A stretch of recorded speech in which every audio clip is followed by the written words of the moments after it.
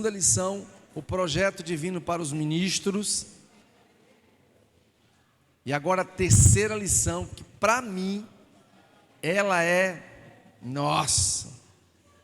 santidade ao Senhor. Existe relação entre santidade e ministério? Quando Deus estabeleceu o primeiro sacerdote e padronizou o ministério, deixou claro o vínculo que há entre santidade e o serviço sagrado. Vamos abrir em Êxodo 28. Êxodo 28. Êxodo 28.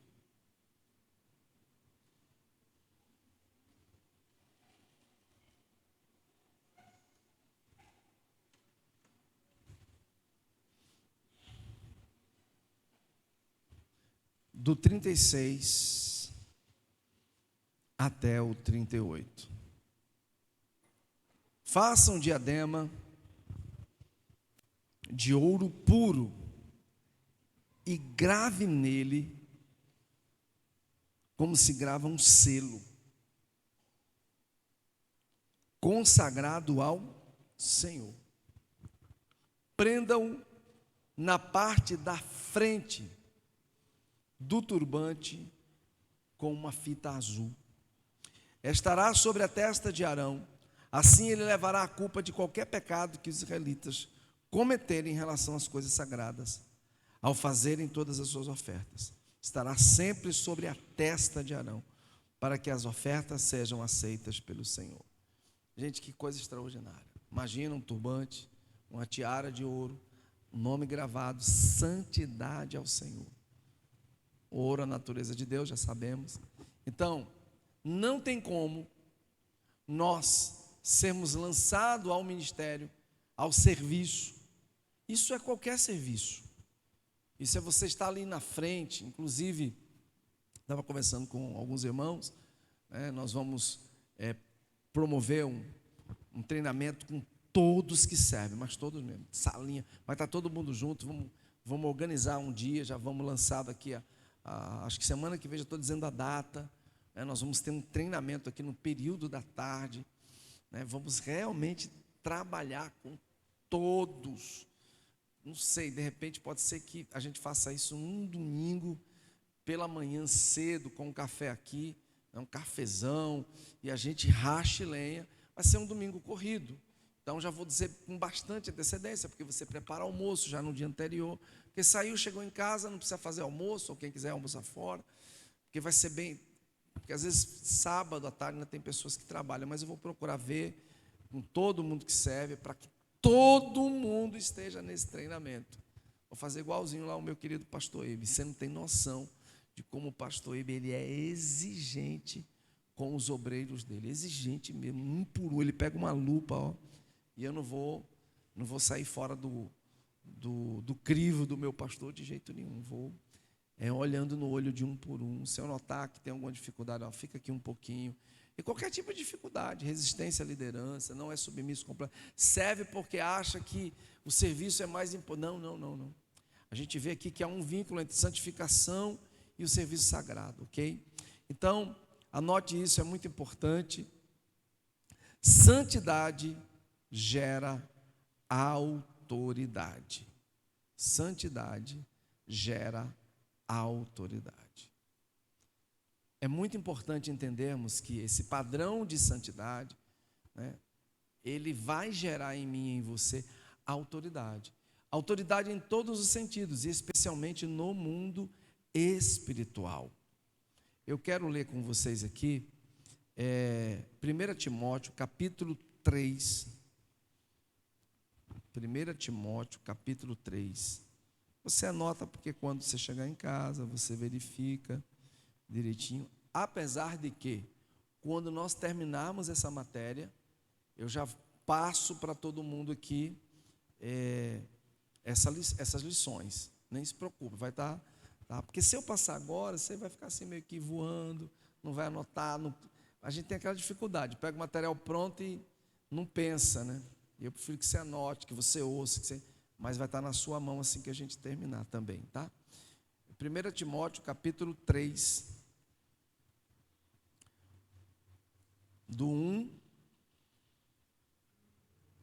até o 13. Olha só, vamos lá. Esta afirmação é digna de confiança. Se alguém deseja ser bispo, deseja uma nobre função, é necessário, pois, que o bispo seja repreensível, marido de uma só mulher, moderado, sensato, respeitável, hospitaleiro, apto para ensinar. Não deve ser apegado ao vinho, nem violento, mas sim amável, pacífico e não apegado ao dinheiro. Ele deve governar bem sua própria família, tendo os filhos sujeitos a ele, com toda a dignidade. Pois se alguém não sabe governar sua própria família, como pode cuidar da igreja de Deus? Não pode ser recém-convertido, para que não se ensoberbeça e caia na mesma condenação em que caiu o diabo.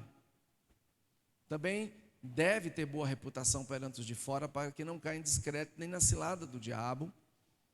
Os diáconos igualmente devem ser dignos, homens de palavra, não amigos de muito vinho, nem de lucros desonestos. Devem apegar-se ao mistério da fé com a consciência limpa. Devem ser primeiramente experimentados, depois, se não houver nada contra eles, que atuem como diáconos. As mulheres igualmente sejam dignas, não caluniadoras, mas sóbrias e confiáveis em tudo. O diácono deve ser marido de uma só mulher e governar bem seus filhos e sua própria casa. Os que servirem bem alcançarão uma excelente posição e grande determinação na fé em Cristo Jesus. Então nós observamos que esse aspecto da santidade, ele gera autoridade. Porque uma pessoa que deseja ser santa, separada, como nós lemos anteriormente, ela começa a ter uma conduta, de certa forma, a Bíblia inclusive chama essa pessoa de uma conduta irrepreensível. Então, ele tem autoridade. Ele não deixa brechas para que ninguém diga, olha, esse cara aí bate na esposa. Olha, essa mulher grita com o marido. Os filhos não são honrosos com esses pais. Por isso que eu sempre ensino quando os jovens convertem, honre teu pai. Mas ele é assim, não interessa. Porque é nessa conduta que você pode ganhá-lo para Jesus. Poxa, essa menina era tão respondona, mas agora ela, sim senhor, pega uma vassoura para varrer a casa, lava os pratos, sem ninguém precisar mandar. Sabe, gente, nós vamos ver aqui já. Nós servimos também com um exemplo. E o exemplo fala muito mais que palavra. Muito mais. Muito mais. Santidade facilita o fluxo da unção. Embora a unção não seja prêmio por bom comportamento, tá? A santidade ajudará a liberar a unção. É fato que quando você é santo, fica fácil. Deus, ele se move melhor nas nossas vidas num padrão de santidade. Ajuda a liberar. É bem claro que a unção não é um prêmio por bom comportamento. Eu vou ser bem comportado para receber uma unção de Deus. Não. Mas, de certa forma, a santidade, ela libera. Ajuda a liberar a unção. Pastor, o que é unção? O pastor Ibe sempre diz assim, que uns são e outros não são. Mas,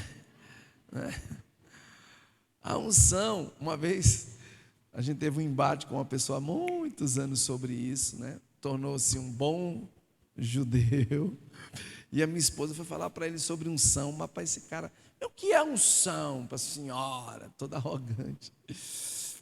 E a minha esposa foi mostrar para ele o que era unção, mas não entra, tem gente que não entra. Então, eu vou, com minhas palavras, definir unção. Primeiro, essa palavra unção, ela também está ligada a ungir.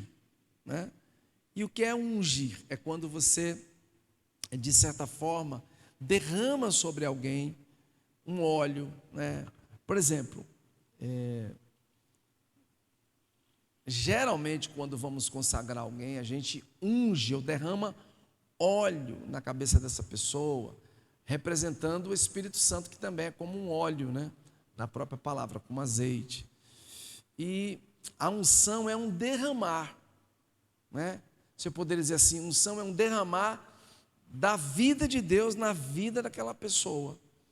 Então, quando você se santifica, Deus, ele derrama a bênção, Deus derrama a vida dele, do Espírito dele, com mais facilidade nas nossas vidas. Você é ungido, há uma unção, há algo sobre você, há um nível de capacitação muito maior, né? Vamos ler em Êxodo, né? Já lemos, na verdade, deixa eu ver aqui. Acabamos de ler, mas vamos ler de novo, né? 36 e 38, bota lá. Isso, 36 ao 38. Faça um diadema de ouro puro, grave nele, mais para frente. Prendam na parte da frente do turbante com a fita azul. Estará sobre a testa de Arão, assim levará a culpa de qualquer pecado que os israelitas cometerem em relação às coisas sagradas, ao fazerem todas as suas ofertas. Estará sempre sobre a testa de Arão, para que as ofertas sejam aceitas pelo Senhor. Havia uma unção sobre a vida de Arão. Ele estava ungido num diadema de ouro, a própria vida de Deus, a natureza de Deus estava sobre a sua testa, sobre a sua cabeça. Ele carregava sobre ele uma unção específica de santidade. Então, quando você é alguém determinado em viver em santidade, esse fluxo da unção, essa graça de Deus se derrama e você pode ser alguém usado poderosamente por Deus, né? Preservando a unção e a santidade. Essa que é boa, vamos lá. Eclesiastes capítulo 10, verso 1. Como preservar, né? O preservando a unção e santidade. Eclesiastes 10, 1.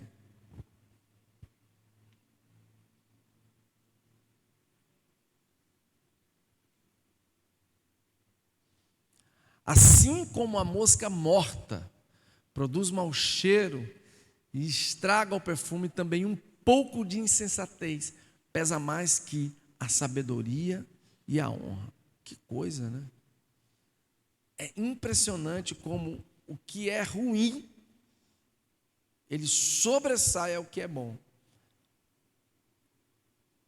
Por isso que, infelizmente, o mundo é cercado de notícias negativas.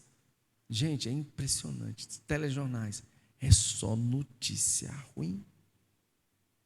É só maldade, perversão. É raro vir uma notícia boa. Parece que o que é bom não tem eficácia.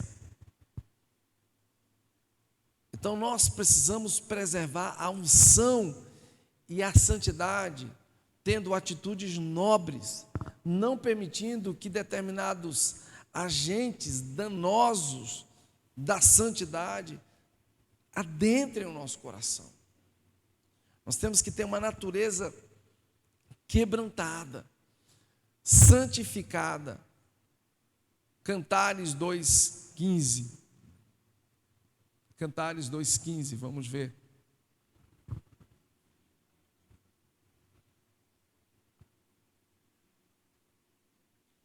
Apanhem para nós as raposas, as raposinhas que estragam as vinhas, pois as nossas vinhas estão floridas.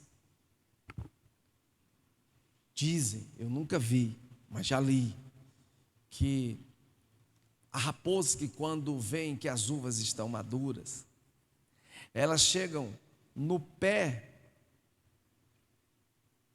da videira e começa a roer. Ela vai roendo, até que aquela videira, né, aquele tronco pare de mandar vida, né, pela seiva até os ramos, e ali aquela uva cai. E ela pode comer, mas ela mata o pé de uva. Infelizmente é assim, o pecado ele vai nos rodeando, ele vai vindo com muito engano, sutileza, e a gente vai permitindo, porque a carne pede, né? O pecado ele é tomado, ele vem para aliançar com a carne. E quando você menos espera, você cai feio. E todo aquele projeto de vida cai por terra. E às vezes para consertar dá trabalho. Dá trabalho. Unção e autoridade podem ser abusadas? Vamos ver. Números 20.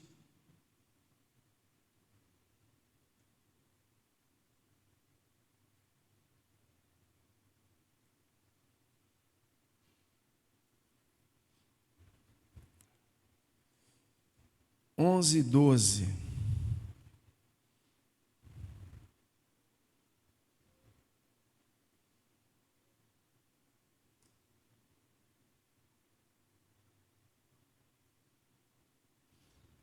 Então Moisés ergueu o braço e bateu na rocha 2 vezes com a vara.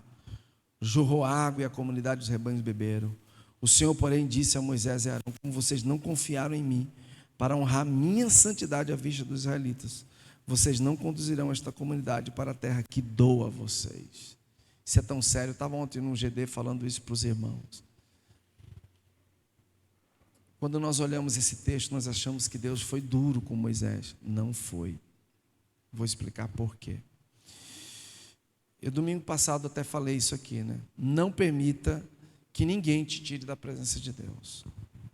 E a gente tem que viver, de certa forma, todos os dias, brigando com determinados sentimentos, para que ninguém roube a unção de Deus, a vida de Deus, na nossa vida por determinadas atitudes. Moisés, ele irou-se de uma forma terrível. O povo fez ele quebrar esse padrão da unção e da santidade de Deus por conta da ira, né, da revolta que veio no coração dele. Então, unção e autoridade podem ser abusadas? Sim.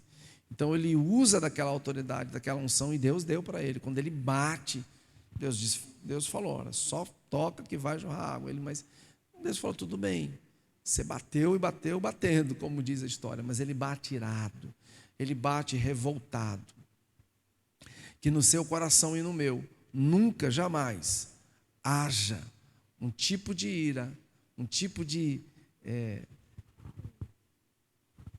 dilema não resolvido ao ponto de nos tirar da presença de Deus por causa de alguém. Ixi, o que já tivemos aqui de pessoas que infelizmente, né, o líder, o cara tinha unção, tinha autoridade, e ele não viveu com dignidade. O que teve de pessoas que saíram por conta disso da presença de Deus. Nós precisamos viver uma vida de unção e de autoridade em Deus, que não venhamos de maneira nenhuma nem a ferir e nem sermos feridos. Não é fácil, não é fácil. Eu já fui muito ferido e também feri. Buscar equilíbrio nesse nível, irmãos, não é fácil. Então, seja alguém que de certa forma preserve, né? Seja um preservador dessa unção, dessa santidade de Deus. Não permita que nenhuma impureza, nenhum tipo de situação roube essa unção e essa santidade de Deus. E nem permita que essa autoridade, né, ela possa também ser abusiva. Já vivi e já presenciei situações de abuso também de autoridade. Não, você vai fazer o que eu estou mandando porque eu sou seu discipulador. Sim, mas eu quero que você... Não, é porque eu estou mandando, faça. Calma, alto lá. Né? Precisamos ter um cuidado muito grande para que essa unção e essa autoridade não seja abusiva. Tá? Vamos para a lição número 4. Né? Essa eu gosto, gente. Liderar.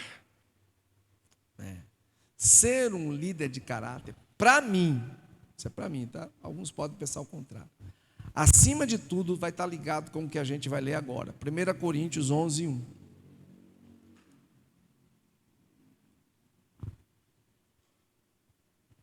Vamos ler todo mundo? Isso é maravilhoso, né? Eu falo disso tanto. Vamos ler, gente? Tornem-se. Responda para você mesmo, tá? Você pode pedir alguém para imitar você porque você é um imitador de Cristo? Responda para você mesmo. Você está em um nível de intimidade com Deus e de aliança com Deus, aonde você pode pedir para alguém imitar você? Se você não é alguém que deseja Cristo de verdade, cara, não tem como. Eu vou te falar uma coisa. Sabe por que muitas vezes nós não crescemos de verdade em Deus? Porque nós começamos a tratar a Deus já sem muito amor, sem muita paixão. Tem algumas coisas que a nossa natureza gosta muito, né? Nós amamos muito. Alguns amam um determinado esporte. E o cara coloca a vida dele naquilo. Eu não estou nem falando para ganhar dinheiro muitas vezes, estou falando para diversão. Então ele faz o melhor. Tem gente que ama demais televisão, ao ponto de ser escravo da televisão. Alguns amam tanto algumas coisas que esquecem do seu devocional com Deus. Nós precisamos ser imitadores de Cristo para podermos pedir às pessoas que nos imitem. Então, para mim, acima de tudo, liderança não é baseada no falar. Não adianta você falar muito. Você tem que ser exemplo. Você tem que ser exemplo, cara. Então, uma liderança consolidada, uma liderança de verdade, ela tem que ser uma liderança de exemplo. A pessoa tem que olhar para você e dizer: não, eu vou imitar essa pessoa. Eu vou ser imitador desse irmão. 1 Pedro capítulo 2, verso 21.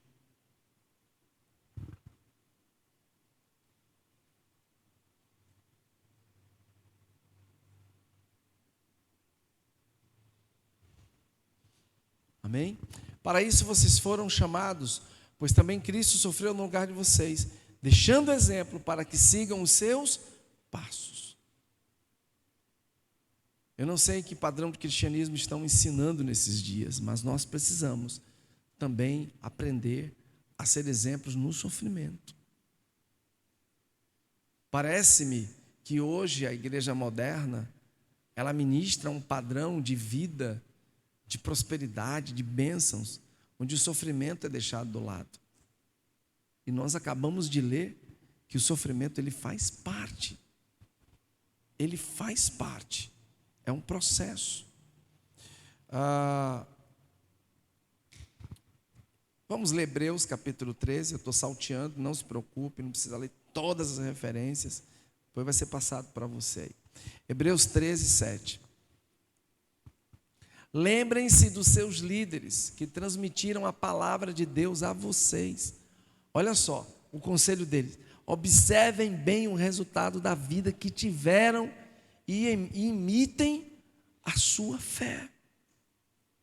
Gente, e aí eu tenho que entrar no mérito. Volta lá, deixa sempre lá. Nunca tira, só quando eu mandar. Obrigado. Se eu não for alguém que imite a fé daqueles que me lideraram, fica difícil de eu crescer. E por que a maioria de nós tem essa dificuldade de imitar a fé do líder? Olha o que eu vou dizer para você. Porque não tiveram um exemplo na paternidade. A maior dificuldade que você vai ter de imitar a conduta de um líder seu é porque você não teve um pai como exemplo. Eu não estou nem falando da mãe. A mãe é lógico. Ela está nesse contexto. Mas pais que foram exemplo. Há alguns anos eu lendo a biografia de John Wesley, eu fiquei impressionado com o exemplo. Preste atenção ao que eu vou dizer agora, especialmente quem tem menino pequeno. Especialmente quem tem criança pequena. Eu não lembro se foram 7 ou foram 5 filhos, agora não lembro. Mas, eu acho que eram 7. toda a vizinhança, porque antigamente eram vilas, né? Isso em 1800 e abobrinha eram vilas. E todas as mulheres, todas daquele vilarejo, tinham em Susana Wesley, a mãe de John Wesley, um exemplo. Por quê? Porque em todas as casas era aquele menino que qualquer coisa, já birra, já grita. E elas queriam entender como é que aquela mulher criava 5, 7 filhos, eu não lembro, mas acho que eram 7. E não se ouvia choro. Olha para mim aí, gente, pesquisa quantos filhos teve Susana Wesley, só para a gente ficar bem sério. E não se ouvia choro. E elas queriam saber o que é que ela fazia. Aí era o único segredo. Era o segredo que a Bíblia mandava fazer. E que muitas não querem fazer. Corrige. A astutícia, né? A birra da criança com... Eu nem falei, queria ver fanfara. Uma fanfara. Nossa, foram 19? Hã? Até o final, mas no começo era 7. A mulher era uma porca parideira, estou brincando, misericórdia. A irmã Suzana Albenz. Gente, mas as pessoas foram lá e perguntaram para ela: o que você faz? Vara, disciplina. Ela começou a reunir aquelas mulheres, e se eu não me engano, na época eram quase 100 mulheres congregando com ela e orando dioturnamente. Eu acredito que eu vou saber isso na eternidade, né? Até porque no livro nem conta. Mas eu acredito que esse grande movimento e esse grande avivamento na vida do Tição tirado do fogo, né? Porque é uma história interessante. A casa deles pegaram fogo, dos Wesley. E aí ele foi o último a ser tirado. E ele quase morre. E já não via mais esperança quando se ouviu-se um grito. Miraculosamente, aquele menino escapou do fogo. E o apelido dele era Tição tirado do fogo. Sabe, se a liderança não for um exemplo, preste atenção no que eu estou te dizendo. Você não tem que ficar questionando muito, né? Não é aula para criança, mas pai que questiona muito. É lógico que não é toda hora que você vai exigir que a criança fique, mas isso tornar-se um hábito. Toda hora a criança dá piti, me perdoa o que eu vou dizer, é frouxidão de pai e mãe, especialmente de pai, fraco. Porque na minha casa não precisava nem, eu e minha mulher, a gente não precisava, era só olhar. Era só olhar. Esse negócio de chegar na casa dos outros e o meu filho ficar correndo, pegando as coisas, pergunta para ela se tinha isso. Tinha não. Falou: tu fica aqui sentado, vice. Se tu levantar para pegar uma coisa, a vara vai comer. A Débora ficava quietinha, né? O Daniel era mais azogadozinho. Mas a Débora sentava, que você não sabia nem se ela estava viva ou morta. Ela tinha um zoião assim, ficava quieta, calada, até a gente terminar discipulado. Não tinha esse negócio do menino ficar correndo, subindo em cima do sofá dos outros, quebrando sangue de que parece o Tasmania. E eu vou trabalhar nisso, viu? Porque nós vamos ter muitas células. E tem irmãos que têm um coração generoso para ser anfitrião. O problema são os filhinhos de alguns quando chegam. Porque vamos ter sangue de barata não também, né? Você está com a casa arrumadinha para receber irmão e vem um Tasmania daquele. E parece um furacão. Casinha toda arrumada. Quando termina a célula, porta-retrato no canto. Jarro no outro. Vidro, taça quebrada. Por quê? Porque irmãos, dê licença. Eu fiz isso muitas vezes com meus filhos. Eles não eram tão santos. Mas aqui no cantinho, levava, tirava do meio, eu e minha esposa. Dava lá 3 chineladas boas, 3 varas, pronto. Agora, se tu fizer de novo... Mas não. Eu fico impressionado hoje quando eu vejo... Não pode. Então, lidere pelo exemplo. Você tem que ser exemplo. Gente, é Bíblia, não tem como. Deixa a psicologia falar o que ela quiser. Deixa a psicologia moderna, doida aí do povo, né? Misericórdia. Psicologia é uma benção, mas tem algumas criaturas aí, né? Misericórdia. Então, imita a fé daqueles que vieram, cara, que já fizeram. Então, Susana, não olhando pelo prisma bíblico, não é? Mas é uma mulher que foi exemplo. Exemplo demais. Vou falar uma coisa agora bem radical. Misericórdia. Está amarrado. Eu não concordo também com isso não, tá, gente? Pelo amor de Deus. Pelo amor de Jesus Cristo. Você que vai ouvir aqui pela escola, não concordo, isso não está certo. Jamais eu faria um negócio desse. Até porque hoje, se você... Rapaz, hoje, você vai repreender uma mulher, porque ela está com uma roupa indecente. Você toma na cara? Pegar uma irmã, pelo amor de Deus, sua roupa está... Você dá um espirro, sobe, tudo e já viu, é problema. Já é problema, né? Sem usar a amostra, você corrigir, já é problema por causa da ofensa. Você imagina fazer o que o pai do John Wesley fez. Alguém sabe o que esse cara fez? Sabe, Tiago? O que foi que ele fez? Fala bem alto, o povo ouvir. Estava em adultério, mulher casada, em adultério. O pastor, eu não lembro o nome do pai dele agora, revoltado com isso, saiu do meio da conversa, pegou uma mulher pelo cabelo e saiu levando ela, jogou a porta fora do templo. A gente não sabe se ele repreendeu, se já tinha sido exortado, eu também não, mas não era motivo.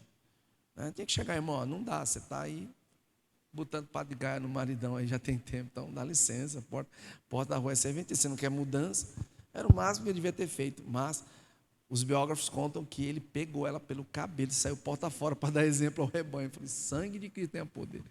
Se fosse hoje, Jesus de Nazaré. Tamanha a gente pode falar assim, pastor, mas isso é sério. Gente, isso é muito sério, amém? É ou não é? Não se deve fazer isso, concordam comigo? Concordam? Mas olha para o irmão e diz assim, e lá atrás? Que Deus mandava apedrejar até a morte. O que era mais duro? Pegar pelo cabelo ou mandar matar até a morte? Então, eu estou falando assim, né? Pastor, mas isso foi lá atrás. Aí olha para assim, para o camarada e diz, nós temos um grande amigo, chamado Espírito Santo, que por causa da mentira de Ananias o que ele fez? Meu precioso, você mentiu, deixa eu conversar com você. Foi isso que o Espírito Santo fez? Uma espada cravou o coração, o cara cai duro lá morto. Aí vem a criatura ainda, a mulher mentindo. Minha filha, olhe, seu marido acabou de morrer, não minta não. Caiu dura também do mesmo jeito.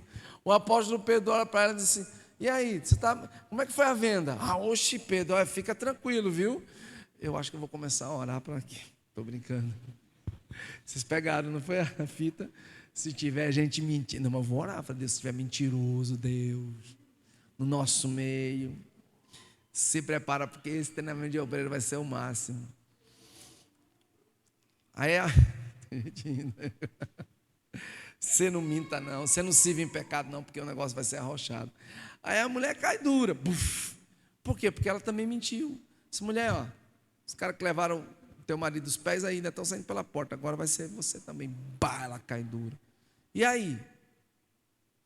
Olha o padrão de dureza. Eu acho que a gente tem que começar a orar para voltar esse tempo do Novo Testamento, para gerar temor. Tem que começar a orar. Eu ia falar um negócio agora, mas não vale não na escola. Deixa para quando eu estiver pregando amanhã. Porque as pessoas estão brincando. Elas brincam. Gente, pelo amor de Deus, serviço é algo sério. Não dá para a gente servir de qualquer jeito. Então, servindo pelo exemplo. 1 Timóteo capítulo 4, verso 16.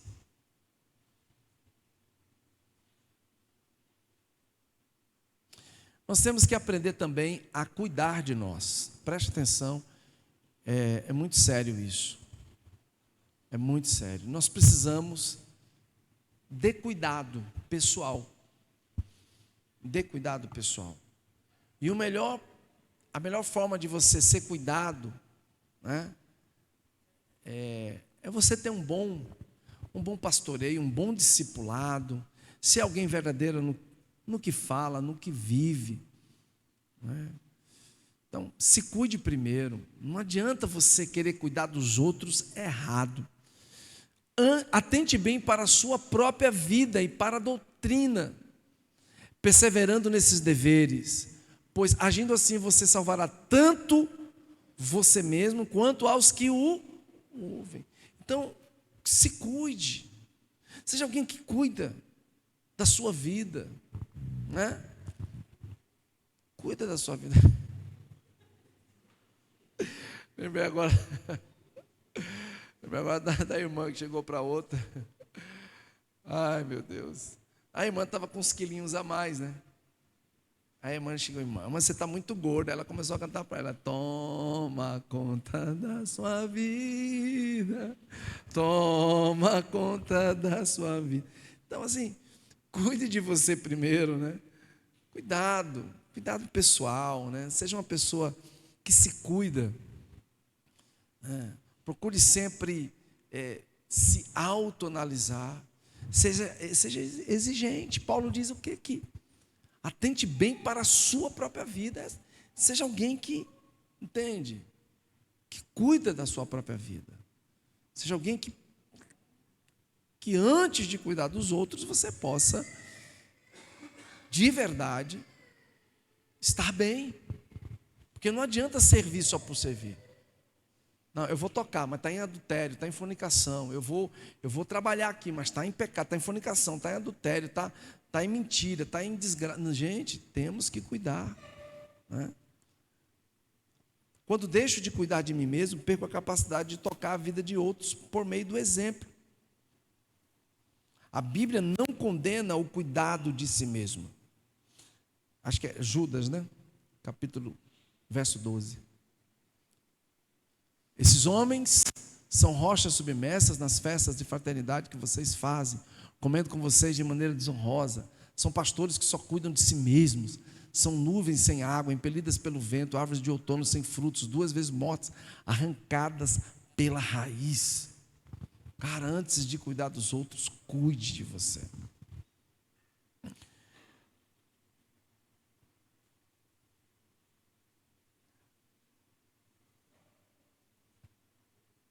Hebreus 9:7.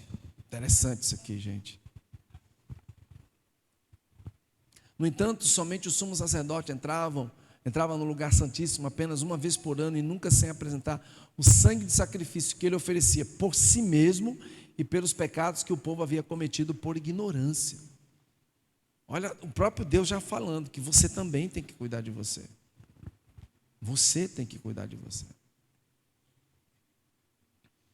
Eu estava lendo um artigo há um tempo atrás sobre o John Piper. Nesse artigo não dizia qual foi o problema. Ele já estava bem além, assim, já estava bem caminhado. Isso foi recente. E ele pediu 8 meses. Não foi nada de pecado. Acredito que tenha sido questões pessoais para crescer mais em Deus. Já é um homem sábio. E ele ficou 8 meses num período sabático para cuidar dele mesmo. Já é um ancião, né?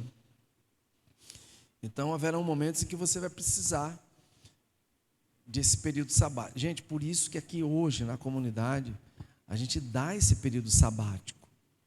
Esse período sabático não é só para você ficar sem vir ao culto, à célula, não. É para você cuidar de você, da família, estar ali, estar junto, passear. Então, um período sabático é sempre essencial, né, na vida daqueles que estão no ministério.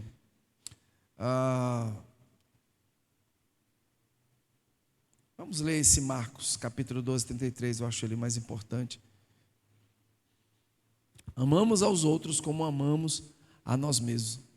Amá-lo de todo o coração, de todo o entendimento, de todas as forças, e amar ao próximo como a si mesmo é mais importante do que todos os sacrifícios e ofertas. Olha que direção do céu, né? Então, eu me amo, eu cuido de mim, eu estou bem comigo, então eu posso cuidar do outro. Vou falar uma coisa pesada, com todo respeito aos jovens. Relacionamento conjugal. É um perigo um homem ou uma mulher que não é suprido sexualmente. Ambos, né? Um pelo outro. Vou falar uma coisa aqui muito séria, né? Geralmente nessa questão, o homem ele é mais exigente, né? A mulher, pelo menos, não sei, né? Kleber é bom de matemática, mas diz que às vezes para toda regra é uma exceção, né? Depende, né? Mas geralmente o homem, nesse caso, ele é mais exigente. Pode ser que tenha a mulher mais aloprada nesse quesito que o homem, né? Em relação a sexo. Mas eu sempre digo que ambos devem se suprir, e especialmente a mulher sempre suprindo ao homem, né? Por que isso? Porque imagina um homem que não é bem suprido pela esposa. Cara, ele vai se arrebentar no trabalho. Imagina um homem que não cuida bem da mulher. Ela também pode sentir essa falta e cair no risco de adultério. Então, cuida bem. Seja alguém que seja suprido em todas as áreas. Porque aí você, de certa forma, não vai ter problema. Até porque, não precisa nem a gente ler, não adianta ganhar o mundo inteiro e perder a sua alma. Não adianta.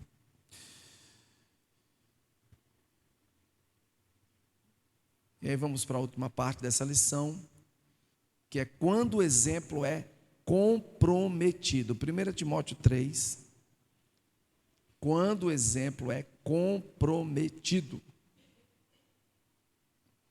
1 Timóteo 3, do 2 ao 7. É necessário, pois, que o bispo seja repressivo, marido de sua mulher, moderado, sensato, respeitável, hospitaleiro, apto para ensinar. Mais para frente. Não deve ser apegado ao vinho, nem violento, mas sim amável, pacífico e não apegado ao dinheiro. Ele deve governar bem sua própria família, tendo os filhos sujeitos a ele com toda a dignidade. Pois se alguém não sabe, preste atenção a esse detalhe, gente. Pois se alguém não sabe governar bem a sua casa, olha que coisa interessante, como poderá cuidar da igreja de Deus? Deixa aí um pouquinho, deixa lá isso. Olha só, preste atenção no que eu vou te dizer. Por que hoje é uma loucura? E por que hoje é tanta denominação e tanta coisa louca? Por quê? Porque as pessoas querem a todo custo serem levantadas como líderes. O ego, pastor. Eu quero ser pastor.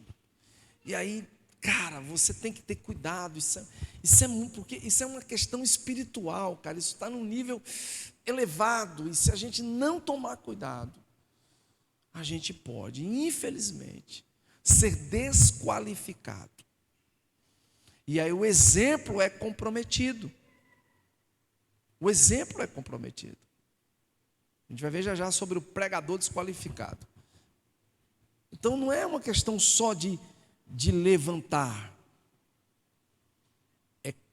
É lógico que todos nós seremos. Eu me lembro que quando eu estava sendo trabalhado para ser pastor, o meu pastor disse assim: olha, você, não só eu, mas 2 que foram comigo, infelizmente vocês vão ter que passar pelo que nós chamamos de adolescência pastoral. Eu falei, o que esse cara está falando? E depois, infelizmente, a duras penas eu tive que aprender. Tive que aprender primeiro porque, infelizmente, ele deixou de ser um exemplo, né? Como a maioria de vocês sabe da nossa história, né? E segundo, porque eu precisava de um pai. Porque um adolescente que não tem um pai de verdade, e aí a gente como pai, a gente não sabe se o melhor período dos nossos filhos é quando eles são pequenos, ou quando, né? Eu queria logo que esse menino crescesse, para poder não ser tão dependente de mim. Aí quando chegam na fase da adolescência, a gente diz o quê? Como eu queria que você ainda fosse pequeno, porque eu podia te dominar. É ou não é? Quem é pai aqui sabe disso. Então curte bastante as fases. Porque enquanto é pequenininho, é mais fácil comandar, mas quando chega num período de adolescência, é mais difícil ou não é? Mãe, a senhora não sabe de nada. E frasezinha essa desgraçada, né? Mãe, a senhora não sabe de nada. Pai, não, é você que sabe, bonitão. Então eu te pari para você estar aqui, né, bonitona, bonitão. Não, foi você que me pariu. Eu lá em casa usava essa frase, não, quem é pai de quem aqui? Pronto, acabou a confusão. Vai dizer, ó, quem é pai de quem aqui? Então não tem acordo comigo, é assim. Quem é o pai de quem? Quem gerou quem? Então acabou. É lógico que em alguns requisitos hoje, os filhos eles estão bem mais à frente que a gente. Então, por exemplo, esse negócio aqui, eu odeio isso aqui, gente, pelo amor de Deus, eu não gosto de tecnologia. Eu passei 2 dias, como é o nome do SoundCloud? SoundCloud. Eu gosto, é meus arquivozinhos de música. Aí, antigamente, antes dessa mudança, que toda hora estou mudando, né? Estão atualizando o sistema. Eu chegava aqui para baixar uma música, era tão simples, eu já ia no automático, compartilhar na biblioteca, pronto, acabou. Aí eu fui colocar uma música. Rapaz, eu fiquei 2 dias. Meu Deus, por que esse negócio não vai? Caramba, eu fiquei. Aí, o Daniel está indo comigo na escola. Disse, Dani, bicho, tem 2 dias que estou querendo baixar uma música. Ele me deu aqui, pai. Eu falei, foi o que você fez, né? Porque tem em cima o nome. Concluir. Só isso. Você gostava aqui, eu não vi. Você estava aqui na minha cara. E ele só aqui, 3 segundos. Então, a nível de raciocínio, são muito mais espertos, muito mais inteligentes do que nós. Não tenha dúvida. Mas experiência não, filho. Experiência é nós, amém? De vida é nós e não vai ter como. Pode virar o computador de cabeça para baixo. Não tem como. Então, você não comprometa o exemplo. Seja alguém que não seja desqualificado. Eu vou parar por aqui para a gente entrar em 1 Coríntios 9, 27. A gente já leu até o resto, né? 1 Coríntios 9, verso 27. Essa aqui é. Essa. Eu gastei saliva, tem uns 15 dias com esse negócio, com muita gente. Não. Vamos lá? Pega aqui. Meu Deus do céu. Mas esmurro o meu corpo e faço dele meu escravo, para que depois de ter pregado aos outros, eu mesmo não venha a ser reprovado, velho. Não tem como. Gente que não vive isso, nunca vai ser posicionado. E vou dizer uma coisa para você. Isso tem que estar no teu DNA. Pede a Deus todo dia para estar no teu DNA. Porque isso não é mérito de homem, não é você, eu, nós. É o Espírito Santo quem gera isso em você. Toda vez que eu vejo isso aqui, eu me lembro de muitas coisas que eu fiz na vida doida. Mas eu era um cara recém-convertido. Né? A gente já estava num período de namoro. Assim, não estava não, nessa época ainda não estava não. Eu era recém mesmo. Bem recém. O negócio estava... Não, já estava assim, 3 meses. Isso, era 3, 4 meses convertido e já estava. E aí, eu lembro que teve uma festa. Está ali minha irmã mais velha. Né, e ela participou muito das festas que a gente fazia na casa do meu pai. Né, os assaltos no final de semana, com os jovens.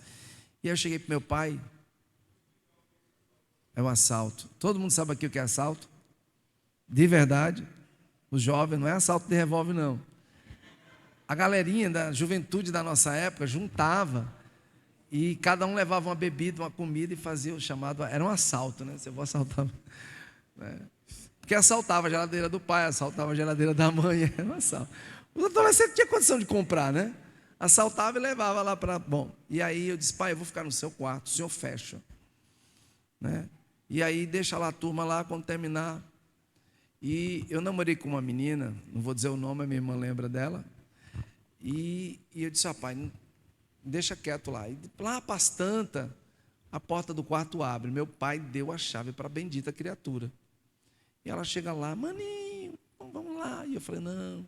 Mas fiquei sabendo que você é crente. Sou crente, graças a Deus. Mas eu estou com saudade de você, né? É outro tipo de saudade, né? E ela vai e tira a blusa. Imagina, velho. Adolescente, jovem, né? À beira dos 18 anos e pouco.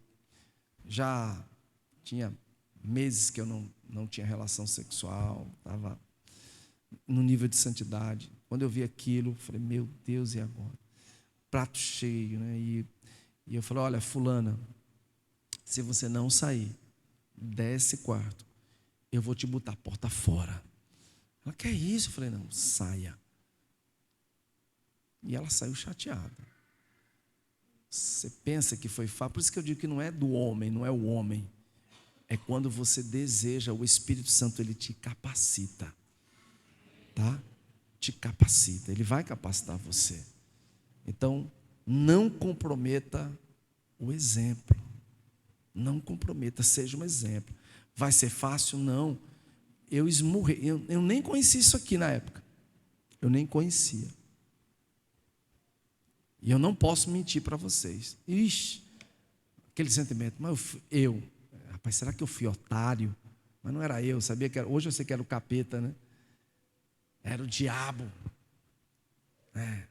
Ele não vai dizer assim: poxa, você é um otário. Ele nunca vai fazer isso. Ele vai dizer, você vai pensar assim: poxa, eu, na primeira pessoa, porque se fosse na segunda pessoa era mais fácil, né? Você já sabia que era o diabo. Você foi otário. Oxi, sai daqui, desgraçado. Você já sabia que era o capeta. Está entendendo o que eu estou dizendo? Se o pensamento viesse na segunda pessoa, ficaria mais fácil ou não de você resistir? Ficaria. Por isso que muitas vezes alguns pensamentos e ideias que vêm a você, não é você mesmo, é o chifrudo que está ali. Cara, não é. É ele soprando no seu ouvido. Eu lembrei agora das peças do encontro com Deus, né? Eu fui otário, eu devia. Não, você não devia. Então, esmurre o seu corpo. Faça dele seu escravo, isso em todos os sentidos. Dá vontade de você chutar o balde? Dá, mas morra. Vá morrendo cada dia que se passa. 1 Coríntios 9, 27, né? Então, esmurre de forma que você não venha a ser reprovado. Novas oportunidades existem, mas às vezes requerem tempo para que o exemplo seja reconquistado. E isso é muito sério, gente. Atos capítulo 15, 36 ao 38.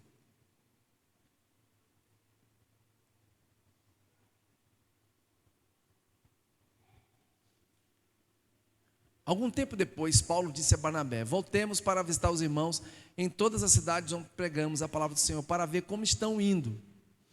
Barnabé queria levar João, também chamado Marcos, mas Paulo não achava prudente levá-lo, pois ele, abandonando-os na Panfilha, não permanecera com eles no trabalho. Uau! Isso é só um exemplozinho na Bíblia, mas muitas vezes, infelizmente, gente, você vai perder oportunidades que lá na frente deveria ser uma grande bênção na sua vida. Então, há coisas que você não pode deixar de fazer hoje. Não largue, né? Está aqui um exemplo claro. Paulo não leva o querido irmão Marcos, por quê? Porque ele abandonou os caras. Não, esse negócio aqui é muito complicado para mim, deixa eu sair. Quanta gente boa já nos abandonou. Eu continuar na comunidade não for nada, é muita dureza. É quando você vai ver a vida toda torta. Pode voltar? Pode. Tem recomeço? Tem. Mas perde tempo. Eu não quero perder tempo, gente. Eu não quero. Eu digo para todas as pessoas: eu só tenho uma tristeza no meu coração em ter conhecido a Cristo. Foi não tê-lo conhecido antes. Eu perdi muito tempo. Eu já vim conhecer Jesus com quase 19 anos. Como eu queria ter conhecido Ele de berço, novinho. Como seria poupado de muitas coisas. Então não perde essa oportunidade. A minha maior tristeza, e a gente já está terminando, é ver pessoas que perderam tempo com decisões pessoais. Olha, vão chorar amargamente na eternidade. Elas não estarão na eternidade, muitas delas. E aí já vai ser tarde. Já vai ser tarde. Infelizmente vai ser tarde. 2 Timóteo 4:11. Só Lucas está comigo. Traga Marcos com você, porque ele me é útil para o ministério. Mudou a história. Agora é Marcos que volta. É Marcos que é trazido para consolar o coração de Paulo e também ajudá-lo, porque ele estava encarcerado. Paulo estava vivendo um dilema nesse tempo. Muitos o tinham abandonado. Paulo já estava quase no fim do seu ministério, né? Ele diz: agora me traga Marcos. Então não perde oportunidades, irmãos. Tudo aquilo que te é confiado, faz. Vai atrás. Aliás, seja alguém melhor. Vai fazer alguma coisa, não faça de qualquer jeito. Procure se aplicar no melhor. Procure fazer o melhor. Especialmente para Deus, porque você vai ser recompensado. Então seja sempre um homem e uma mulher aplicado, né? Eu gosto muito daquele Provérbios, né? Ele diz assim, que o trabalhador de esmero, o trabalhador que ele faz as coisas com excelência, ele será chamado para servir na Câmara do Rei. Então seja sempre alguém excelente, sabe? Seja alguém que faça as coisas com excelência. Tem uma frase que o pastor Ibe usa, cara, sobre isso. Ele diz que o pior inimigo do excelente é o bom. Se não me engano, ele usa essa frase. Então, não seja apenas bom, seja excelente. Seja alguém que faça as coisas com... Não se contente com o bom, seja excelente. Faça as coisas com excelência. Vai fazer para Deus, seja extravagante. Vamos colocar de pé, amém? Terminamos aqui.